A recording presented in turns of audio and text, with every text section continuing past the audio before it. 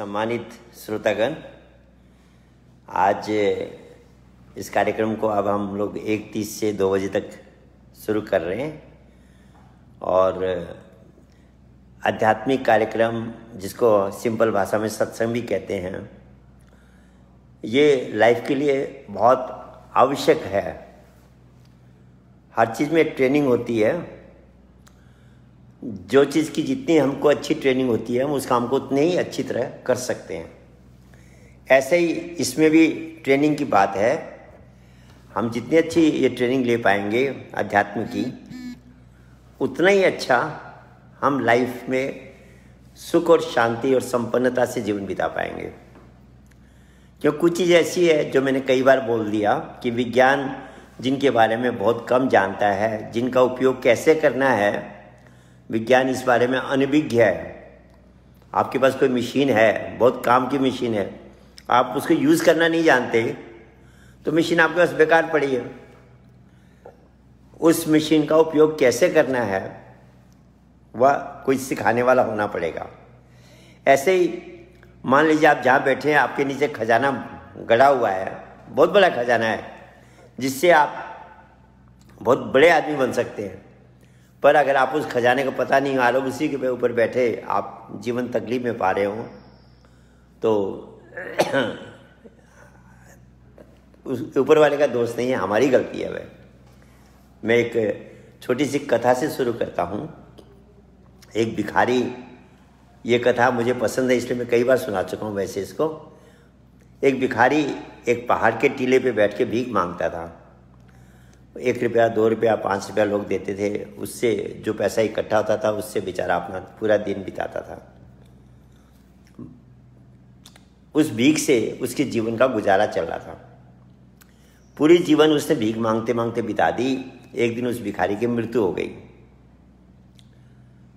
लोगों ने कहा देखो पूरी लाइफ इसने भीख मांगते हुए बिताई, अब उसकी लाश को ले जाके वो जला दिया। और जब वापस आ रहे थे बोले यार इस टीले पे कब से बैठा थे भिखारी, इसने कितनी गंदगी कर रखी, इस मिट्टी को आप काट देते हैं। जब मिट्टी काट के प्लेन करने लगे तो देखा कुछ आवाज़ आ रही है नीचे से, कुछ चीज़ अटक रही है।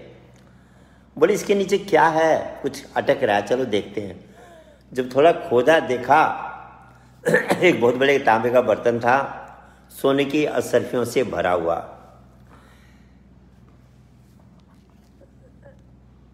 सोने की असरफियों से भरा हुआ देखा उन्होंने, वो चौंक गए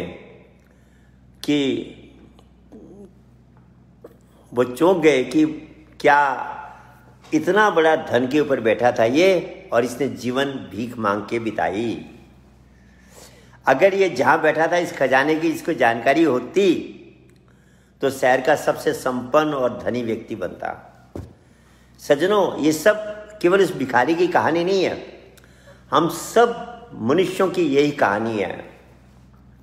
आप देखिए कोई भी पिता होता है आपने देखा होगा ना, आप में से कितने जो माता पिता हैं, आपने भी ये अनुभव किया होगा कि वो बच्चे के लिए सारी सेक्रीफाइस करते हैं कि मेरा बच्चा सुखी बने, संपन्न बने, विद्वान बने, संसार में नाम कमाए। ये हर माता पिता की इच्छा होती है और ये नेचुरल डिजायर है हमारे अंदर। तो भगवान की जो डिजायर है वही हमारे अंदर है। बहुत सी अगर आप कंपेयर करेंगे, जो भगवान ने ये प्रोग्राम किया, संसार का रचना की, जो उसके अंदर डिजायर्स है वो सारी डिजायर्स हमारे अंदर है। रचना की उसने, हमारे अपने अंश बनाए, हम भी अपना अंश चाहते हैं। किसी को अगर लड़के नहीं होते, बच्चे नहीं होते हैं, वो माता पिता परेशान होते हैं कि कम से कम मेरे को एक तो मेरा अंश हो, मेरे खानदान में एक तो हो। वैसे ही वह डिजायर हमारे अंदर है। भगवान ने गेम खेला, हमारे अंदर भी गेम खेलने की इच्छा है। तो भगवान चाहता कि मेरे बच्चे, ये जो आत्माएं हैं, या सुख शांति और एंजॉय करे इस संसार रूपी गेम को। तो वह हमारे लिए बहुत व्यवस्था कर रखी है उसने। लेकिन दिक्कत क्या है, हम उस खजाने को से अनभिज्ञ हैं। हमें पता नहीं कि हमारे अंदर कितना बड़ा खजाना है जिसके द्वारा हम पूरे आनंद, सुख, शांति, संपन्नता से ये जीवन बिता सकते हैं। दुख पाने के लिए, कष्ट उठाने के लिए उसने संसार बनाया ही नहीं था। हाँ, जब भी कोई गेम होता है, गेम के कुछ नियम कानून होते हैं, उसी नियम कानून के अंतर्गत वो गेम चलता है, नहीं तो गेम ही नहीं रहेगा। गेम पहले से फिक्स हो गया, अगर ये हारेगा ये जीतेगा, तो हम उस गेम को नहीं देखते। कंपटीशन बराबर का नहीं है, तब भी हम उस गेम को नहीं देखते। जिस गेम में जितना सस्पेंस बना रहता है, हम उस गेम को उतना ही एंजॉय करते हैं। बिल्कुल ऐसे उसने ऐसा गेम बनाया जो कि अपने आप में विचित्र गेम है। ये सुधार भी करता जा रहा है। तो उसकी इच्छा थी कि मेरी जो अंश है, ये आत्मा है, ये एंजॉय करे, और उसके लिए उसने हमारे लिए बहुत कुछ बनाया है। आप अगर शरीर को देखेंगे, शरीर के लिए इतनी तरह की दवाइयां हैं। एक रोग के लिए 50 दवाइयां हैं, और धीरे धीरे साइंटिस्ट इस कोरोना लेग के भी निकाल लेंगे। अध्यात्म में तो सजन इसकी दवाई है। अगर आप उस साधना को जानते हैं, मेटाफिजिकल मेडिटेशन को जानते हैं, अगर आप उसको कर रहे हैं, यह 100% आपको बचाएगा। हाँ, सावधानियां तो रखनी पड़ेगी, जो सावधानियां जनरल है। अब आप केयरलेस हो जाओ तो वो तो अलग बात है, पर अगर, और केयरलेस भी क्या है, अगर आप इस नाम का, इस साधना को कर रहे हैं, यह अपने आप आपको गाइड भी करेगा, क्योंकि हमारे अंदर से गाइड सिस्टम है। तो मैं कह रहा था कि जो खजाना है उसका हमें पता नहीं है, इसीलिए हम तकलीफ पा रहे हैं। ये आध्यात्मिक कार्यक्रम क्या करेंगे? विज्ञान उस खजाने को नहीं बता सकते आपको। विज्ञान आपको बाहर की सुख सुविधा दे सकती है, दी है। जैसे रावण के जमाने में कहते हैं अग्नि देवता, वायु देवता, जल देवता, वरुण देवता, सारे उसकी सेवा करते थे, सब उसके कंट्रोल में थे। विज्ञान ने भी हमको रावण बना दिया है, रावण की तरह समर्थ बना दिया है। आज बटन दबाते ही बिजली जल रही है, बटन दबाते ही पानी आ रहा है, सब कुछ। आप यहाँ से अमेरिका जाना चाहो तो कितना लंबा दूर है, आप 18-20 घंटे में पहुँच जाते हैं।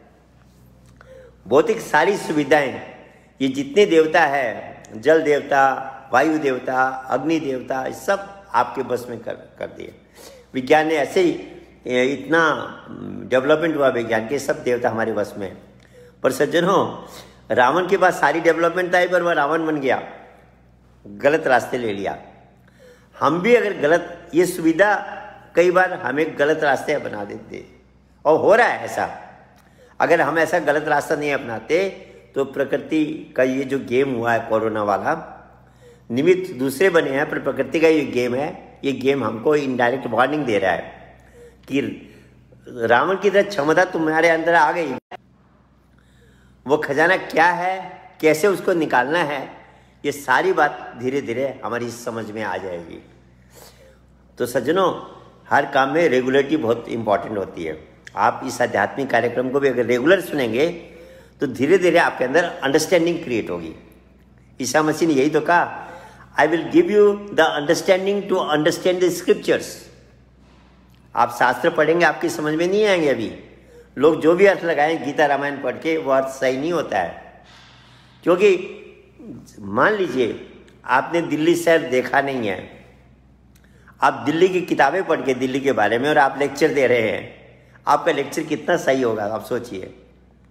और जिस व्यक्ति ने दिल्ली देख रखी है, दिल्ली में घूम रखा है, वह दिल्ली के बारे में लेक्चर देगा, दोनों में बहुत बड़ा अंतर होगा। ये यही विद्वान में और ज्ञानी में अंतर है। विद्वान पढ़ी हुई बात करेगा, ज्ञानी अनुभूति की बात करेगा, जो उसने एक्सपीरियंस किया है उस लेवल से बोलेगा। वह पहले भी हमने इस कथा को सुना है, मैं इस विषय पे मैचिंग में दोहराना चाहूँगा। एक विश्वजीत नाम का बहुत बड़ा विद्वान था, साथ में उसने सबको हरा दिया था, और माँ के पास जा बोला कि माँ मैंने सबको हरा दिया है। माँ ने कहा तेने कबीर को भी हराया? कबीर से साथ किया? बोला माँ तो नहीं किया। बोला जब तक तू उसको नहीं हराता मैं तेरे को विश्वजीत नहीं मानती।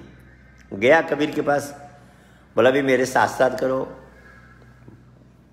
कबीर ने कहा मैं अनपढ़ आदमी, पढ़ा लिखा नहीं, अंगूठा छाप, मैं क्या साथ करूँगा? तो बोले फिर लिख दो कि मैं हार गया। मैं हो गया साथ साथ मत करो। बोला ठीक है। बोला लिखो। बोला मेरे को लिखना नहीं आता, तुम ही लिख लो। लिख दिया, मैं हार गया। उसने लिख दिया, मैं हार गया, लेके चला गया माँ के पास। बोला माँ मैं कबीर को हरा के आ गया। बोले क्या प्रमाण है? बोले देखो क्या लिखा है। बोले मैं हार गया।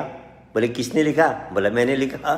बोले तू हारा है? वो कहाँ हारा, ये तो तेने लिख रखा कि मैं हार गया, तो तू हार के आया है। अरे बोला कबीर ने मेरे को बेवकूफ़ बना दिया। बोला माँ मैं दोबारा जाता हूँ। दोबारा गया कबीर के पास। बोला नहीं भैया ऐसे नहीं बात बनेगी, साथ साथ करना पड़ेगा। ये तुमने मेरे को अपने आप लिखवा दिया, अर्थ का अनर्थ हो गया, ऐसे बात नहीं बनेगी, तुमको मेरे से साथ साथ करना पड़ेगा। तब कबीर ने कहा भैया तुम्हारा मेरा साथ साथ होगा कैसे? तेरा मेरा मनवा कैसे एक हो ही रे? तू कहता है कागज लेखी, मैं कहता हूँ आंखों देखी, तुम्हारा मेरा मनवा कैसे होगा? हमारे दोनों का साथ साथ होगा कैसे? उन्होंने आंख बंद कर बोला मैं तो आंख बंद करके ध्यान लगा के तीसरा नेत्र खोल के अंदर उस शक्ति को देखूंगा, उस ईश्वर का दर्शन करूंगा। तुमने पढ़ा है तुम्हारी मेरी बात मैच कैसे होगी? तो सज्जनों आज इस कलयुग के अंदर जिसको हम डार्क एज कहते हैं यही प्रॉब्लम है। 99.9% हमको वो लोग मिलेंगे जो किताबें पढ़ के बड़े बड़े लेक्चर देते हैं, गीता रामायण वेद पढ़ लेंगे, उस पर बहुत अच्छी अच्छी टीका टिप्पणी कर देंगे, पर वह हमारे काम नहीं आएगा, क्योंकि वह अर्थ सही भी हो सकता है गलत भी हो सकता है। शब्दों का बहुत बड़ा झमेला है। मैंने पहले भी बताया था, शब्द जो है उसको आप जरा सा तोड़ मरोड़ दोगे उसका अर्थ बदल जाएगा। जैसे कोई व्यक्ति जा रहा है, आपने किसी से कहा रोको मत जाने दो, इसका मतलब उसको रोको मत जाने दो, और इसी शब्द को आप कहो रोको मत जाने दो, एक कॉमा ही तो आपने चेंज की, अर्थ बदल गया। उसको रोक दो मत जाने दो, वही शब्द वही है सारे, केवल एक कॉमा चेंज करके आपके बोलने के स्टाइल से उसका अर्थ बदल गया। तो ऐसे शास्त्रों का अर्थ का अनर्थ कर देते हैं लोग, और बहुत कर रखा है। वो इसलिए किया, उनकी भी गलती नहीं है, उन्होंने दिमाग लगाया अर्थ लगा दिया, देखा नहीं है। इसलिए ज्ञानी और विद्वान में यही अंतर होता है। अगर हम ज्ञानी की बात सुनेंगे जिसने एक्सपीरियंस किया है, वो हमको सही मार्ग देगा, और अगर हम केवल एक विद्वान की बात सुनेंगे तो कहते शब्दों का इतना बड़ा जंगल है, ये महाअरण्यम कहा, इसको महा जंगल कहा, छोटा मोटा जंगल भी नहीं। कभी शब्दों के जंगल में अगर आप उलझ गए तो सारा गड़बड़ हो जाएगा, आपका जीवन बेकार हो जाएगा। इसलिए हमेशा विद्वान नहीं ज्ञानी को खोजना चाहिए। स्वामी विवेकानंद ने जब सुना भगवान के बारे में, वो पहले ब्रह्म समाज में गए, बड़े बड़े विद्वान थे, ब्रह्म के ऊपर बड़े बड़े भाषण देने वाले, और जब विवेकानंद गए तो वह ब्रह्म के ऊपर लेक्चर देने लगे भगवान के बारे में। विवेकानंद जी ने एक ही प्रश्न किया कि जिस ब्रह्म को लेकर आप इतनी बड़ी बड़ी बातें कर रहे हो, जिस भगवान को लेकर इतनी बड़ी बड़ी बातें कर रहे हो, क्या आपने उस भगवान को देखा है? बोले नहीं देखा नहीं, हमने पढ़ा है। बोले ये मैं नहीं मानता, बिना देखे हुए आप जो बात कर रहे हो उस बात का क्या वैल्यू है? ढूंढते ढूंढते जब रामकृष्ण परमहंस के पास जाते, जो अनपढ़ थे, पर जब उन्होंने प्रैक्टिकल मिला उनसे, क्योंकि उन्होंने देख रखा था, जो एक्सपीरियंस जो बात रामकृष्ण परमहंस ने की वो विद्वान लोग नहीं कर सकते थे। तो सज्जनों आज यही समस्या हम लोगों के साथ हो रखी है, हम विद्वानों की तरफ चले जाते हैं, उन्हीं की बात को मान करके बैठ जाते हैं, और सारा अर्थ का अनर्थ हो जाता है। सारे शास्त्र कहते हैं भगवान अंदर है, सब कुछ अंदर है, और हम बहुत सी ऐसी बातें हैं। मैं आपको एक उदाहरण दूं, अभी मेरे पास एक व्यक्ति का मैसेज आया हुआ था, भागवत बहुत ज़्यादा हिंदू धर्म में लगाते हैं लोग, भागवत का एक 7 दिन का जो भागवत सप्ताह कहते हैं, वो कथा भागवत कथा बहुत ज़्यादा पॉपुलर आज सनातन धर्म के लोगों के अंदर में, बहुत बड़ा पुण्य मानते हैं उसको, है भी अच्छा काम है। वह एक तरह का सत्संग है जो सुखदेव ऋषि ने राजा परीक्षित को सुनाया था। अब उस भागवत को लेकर मैं एक बात आपके सामने कर रहा हूं आज। भागवत को चतुर्श्लोकी भागवत कहते हैं। भागवत के भी दो हिस्से हैं, एक थ्योरी है, एक प्रैक्टिकल है। जो आप 7 दिन तक भागवत सुनते हैं वो तो उसकी थ्योरी है। थ्योरी बुरी नहीं होती है, पर थ्योरी के साथ साथ अगर आपका प्रैक्टिकल नहीं है तो वो काम अधूरा हो जाता है। आपने कोई मेडिकल पढ़ता है, सर्जरी पढ़ता है, पर खाली थ्योरी पढ़ के आ जाए वो सर्जन नहीं कहलाएगा, उसको साथ साथ में प्रैक्टिकल ट्रेनिंग दी जाती है। थ्योरी और प्रैक्टिकल का समावेश। आधी सेकंड के लिए मोबाइल थोड़ा डिस्टर्ब कर रहा है, आप उसको सहयोग करेंगे। तो मैं कह रहा था, भागवत की थ्योरी तो आपने सुनी होगी, बहुत लंबे लंबे उस पर भाषण, और आजकल तो भजन और नाच नचा के ही लोगों का मनोरंजन कर दे के लोगों को संतुष्ट कर देते हैं। पर चलो, आपने पूरा सीरियसली भी अगर भागवत को सुना और पढ़ा होगा। मैं एक बात वो कर रहा हूँ भागवत की, जो गुप्त है, जो प्रैक्टिकल है, मेटाफिजिकल है। आज मेरे पास एक का प्रश्न आ रखा था कि भाई 4 श्लोक क्या है, क्योंकि भागवत में एक कथा आती है कि भागवत की रचना कैसे हुई। वेद व्यास जी उदास बैठे थे, डिप्रेशन में थे। नारद जी पहुंचते हैं, कहते वेद व्यास जी आप इतने उदास, सुस्त, डिप्रेशन वाले आदमी को दूर से पता लग जाता है। बोले क्या हुआ आपको, किससे कष्ट हुआ, क्या हुआ, किसने आपके साथ कोई बुरा बर्ताव किया? बोला नहीं नहीं ऐसा कुछ नहीं हुआ है, मैं स्वयं ही चिंतित हूँ। बोले क्यों? बोले मैंने 17 पुराण लिख दी, पर 17 पुराण लोगों को लिख के मुझे संतुष्टि नहीं मिली, तो समाज को ये संतुष्टि और दिशा निर्देशन कैसे देगी, गाइड कैसे करेगी मेरी किताबें? क्योंकि जो चीज़ आपको सुख देगी तो औरों को भी दे सकती है। तुलसीदास जी ने क्या लिखा है रामायण में? स्वांत सुखाय रघुनाथ गाथा। ये रामायण मैंने अपने सुख के लिए लिखी थी, पर जब उनको सुख मिला, आज सारा मानव समाज उससे आनंदित हो रहा है। रामायण कितना अच्छा शास्त्र बना, ग्रंथ बना हुआ है। तो वेद व्यास जी ने जब ये समस्या अपनी रखी, नारद जी ने कहा आपकी सोच सही है, अभी भी आपको मूल बात का पता नहीं है, जो इसेंस है। मैं आज आपको इसेंस बताने जा रहा हूं। देखिए बहुत इंपॉर्टेंट ये बात है, आप ध्यान से इसको सुनेंगे, ये बहुत जरूरी चीज है। तो कहते हैं जब सृष्टि रचना का प्लान किया भगवान ने कि मैं ये गेम बनाऊंगा, ये सृष्टि रचना करूंगा, तो ब्रह्मा जी को प्रकट किया और ब्रह्मा जी को पैदा करके आदेश दिया कि ब्रह्मा जी आप संसार की रचना करो। ब्रह्मा जी ने कहा, ये नारद जी वेद व्यास जी को बता रहे हैं, ये भागवत की कथा है सज्जनों। ये कम सुनने को मिलती होगी आपको, क्योंकि इसके अंदर दूसरी रमत छिपी हुई है। तो कहते हैं ब्रह्मा जी को जब कहा, आदेश दिया, तो ब्रह्मा जी ने कहा प्रभु मैं संसार बनाऊंगा, पर कहीं इसमें मैं ही फंस जाऊं, इससे बचने का उपाय क्या है?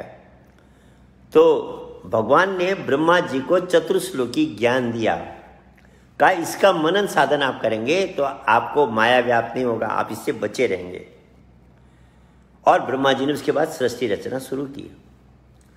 नारद जी कहते हैं ब्रह्मा जी ने कृपा करके वो जो चतुर्श्लोकी ज्ञान उन्होंने सृष्टि रचना से पहले, इस बात को ध्यान दीजिएगा, बिफोर क्रिएशन, जो नारायण से, परमात्मा से, ईश्वर से प्राप्त किया था, वह मुझे प्रदान कर दिया। नारद जी कह रहे हैं उनकी कृपा से मुझे भी वो चतुर्श्लोकी ज्ञान मिल गया। हे वेद व्यास जी, मैं आपको वह चतुर्श्लोकी ज्ञान देता हूं। इस चतुर्श्लोकी ज्ञान के आधार पे आप जो ग्रंथ लिखेंगे आपको भी संतुष्टि मिलेगी। वह ग्रंथ मार्ग को भी दिशा निर्देश करेगा, उनका भी मार्गदर्शन करेगा।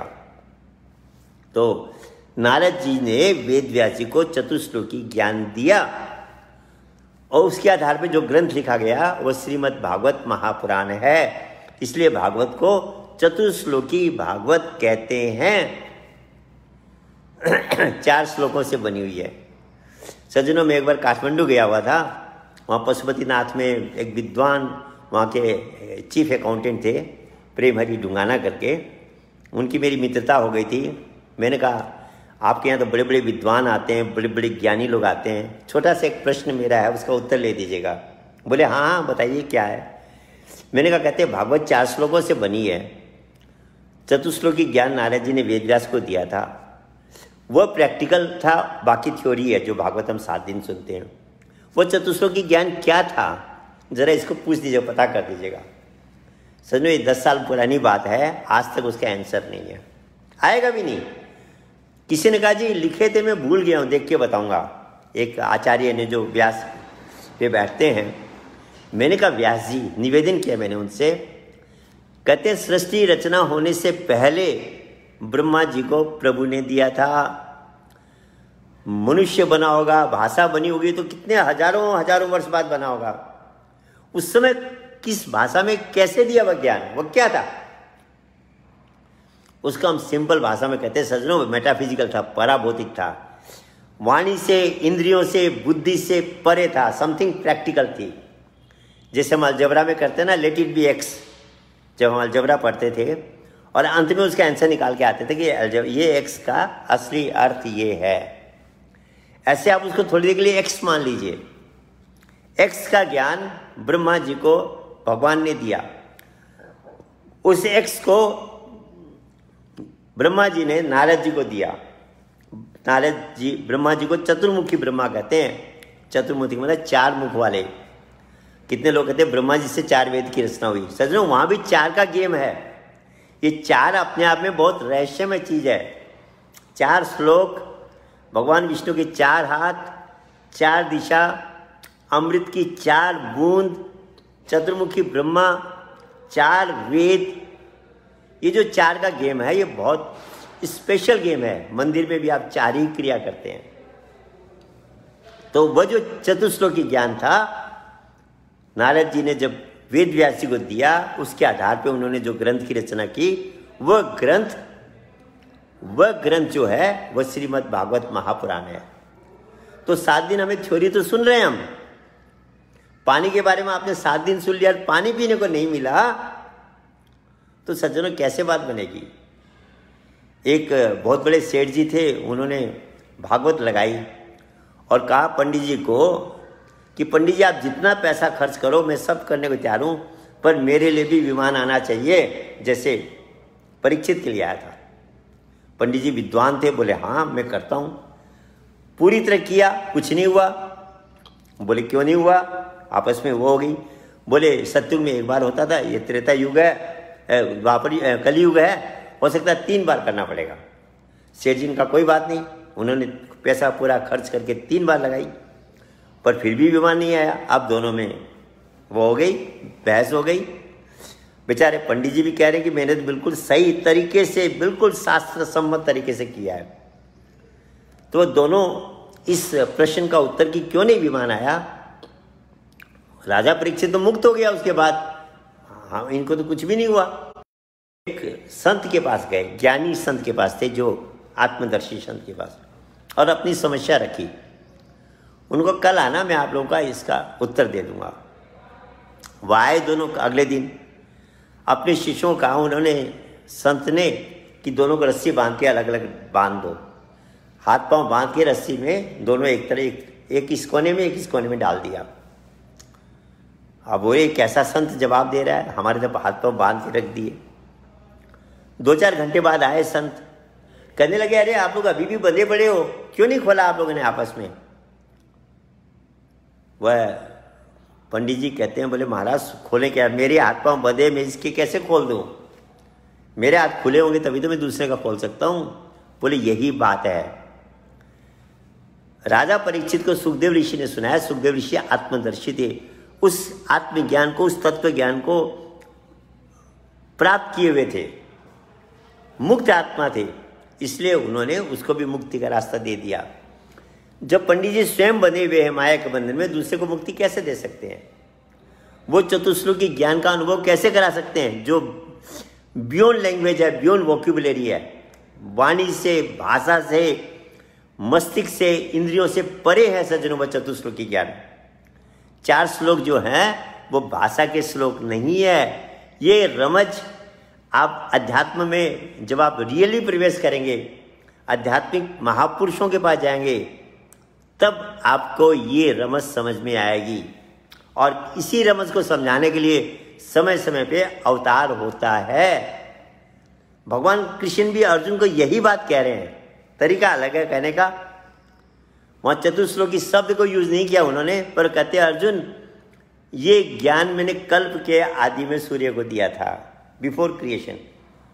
वहां ब्रह्मा जी की बात आई, भागवत में, यहाँ गीता में भगवान कृष्ण कह रहे हैं सृष्टि की रचना होने से पहले, बिफोर क्रिएशन, सूर्य को दिया। साइंस भी इस बात को मानती है, बिग बैंग हुआ, उसके बाद सारा क्रिएशन हुआ। और बोले फिर मनु को प्राप्त हुआ, मनुष्यों में आया, इक्ष्वाकु को प्राप्त हुआ, उसके बाद राज ऋषियों में आया। धीरे धीरे वह ज्ञान, वह प्रैक्टिकल लुप्त हो गया, थ्योरी रह जाती है, प्रैक्टिकल गायब हो जाता है। सज्जनों, प्रैक्टिकल को थ्रू प्रैक्टिकल ही आगे बढ़ता है। अगर आपको ऑपरेशन करना आता है, आपने दूसरे को सिखा दिया, अगर वह नहीं सिखाए तो कोई किताब पढ़ के ऑपरेशन नहीं कर सकता। प्रैक्टिकल चीज प्रैक्टिकली ही फैलती है। तो राज ऋषियों के बाद कहते लुप्त हो गया। हे अर्जुन, वही ज्ञान जो मैंने कल्प के आदि में दिया था तुझे फिर से दे रहा हूं। सज्जनों, वह चतुश्लोकी ज्ञान ही था। मैं आपको सच कह रहा हूं, वो जो चतुश्लोकी ज्ञान है वह जब हमको प्राप्त होगा तब भागवत का थ्योरी के साथ प्रैक्टिकल हमको प्राप्त हो गया। उस जो चतुश्लोकी ज्ञान का रहस्य है सज्जनों, वो धीरे धीरे आप इस अध्यात्म चर्चा में सुनेंगे। मेरे पास एक ने कुछ भागवत से उतार के भी भेजा, बोला यही है क्या चार श्लोक? मैंने कहा भैया ये नहीं है, वो 4 श्लोक मेटाफिजिकल है, पराभौतिक है। इंद्रिय और बुद्धि के द्वारा जो भी चीज आती है वो भौतिक है, और वो चतुश्लोकी ज्ञान जो भागवत का है वह पराभौतिक है। और सज्जनों, वो चतुश्लोकी ज्ञान केवल हिंदुओं के लिए नहीं है, सारी ह्यूमैनिटी के लिए है। बिफोर क्रिएशन ब्रह्मा जी ने दिया था, और उन्हीं 4 श्लोकों के आधार पे 4 वेदों की रचना हुई है। एक श्लोक से ऋग्वेद बना, एक से सामवेद बना, एक से यजुर्वेद बना, एक से अथर्ववेद बना। सारी ग्रंथों का जो इसेंस है, विश्व के जितने भी ग्रंथ हैं सबका अगर इसेंस है तो वह चतुश्लोकी ज्ञान है। आपने उसको जान लिया, सबको जान लिया। तभी कहा कि एक ऐसी विद्या है जिसको जानने के बाद कुछ बाकी नहीं रहता है। जब उद्दालक का लड़का श्वेतकेतु आया और बनारस में सारी विद्या लेके आया, उसकी बहुत मान प्रतिष्ठा हो गई। उसके पिता उद्दालक अनपढ़ थे, तो उसने सोचा यार मैं अनपढ़ पिता को क्यों प्रणाम करूं, मेरी प्रेस्टीज पे असर पड़ता है। उसने प्रणाम करना छोड़ दिया। पिता ने देखा ये तो आउट ऑफ ट्रैक जा रहा है, फिर भी कुछ नहीं बोले वह।